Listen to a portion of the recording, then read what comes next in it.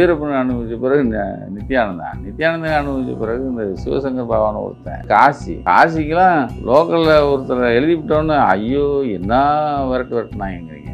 கஸ்டடியில் இருக்கான் சார், கோர்ட்டுக்கு வரான். பத்திரிக்காரங்களும் இப்படி ஆட்டின்னு காமிக்கிறான் சார். அப்போது அவன் எவ்வளோ சொகுசாக தெரியுது அவங்களுக்கு. அவனுக்கு கொஞ்சம் நான் தான் சொன்னேன், பிடிச்சோன்னே வெட்டிடலண்டான்னு. தான் பையன் இவ்வளோ பெரிய ஒரு வக்கரம் கொண்ட ஒரு வெறிநாய், அவனை காப்பாற்றுறதுக்கு ஓடுறாங்களே, என்ன பண்ணுவீங்க? இந்த திருநாவுக்கரசு சம்மாலாம் இங்கே வந்துச்சு, என் பையன் நல்லவன் வல்லவன் அப்படின்லாம் வந்துச்சு.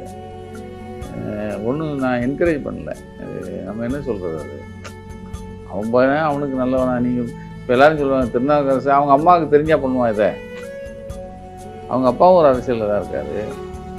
இப்போ ஒன்றும் இல்லை, ஒரு மணிவண்ணன் ஒருத்தன் நம்ம செய்தி போட்டப்போ தான் அவன் சரண்டர் ஆகிறான். ஒருத்தன் நல்ல தாடியெல்லாம் வச்சுருப்பான், அவன் சரண்டர் ஆகிறான். அதை அவன் தன்னுடைய பிள்ளையை பற்றி சொல்லிடக்கூடாதுங்கிற இங்கே போதறான் இந்த அரசியல்வாதி.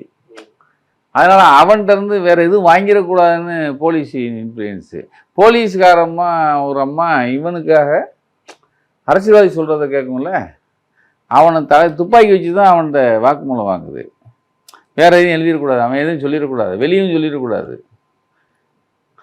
இப்போ நம்மளை விடுங்க, ஏன்னா இது மாதிரி பார்த்துட்டோம், வீரப்பன்லேருந்து பார்த்துட்டோம், ஆட்டோசங்கர் அனுபவிச்சதோடலாம்.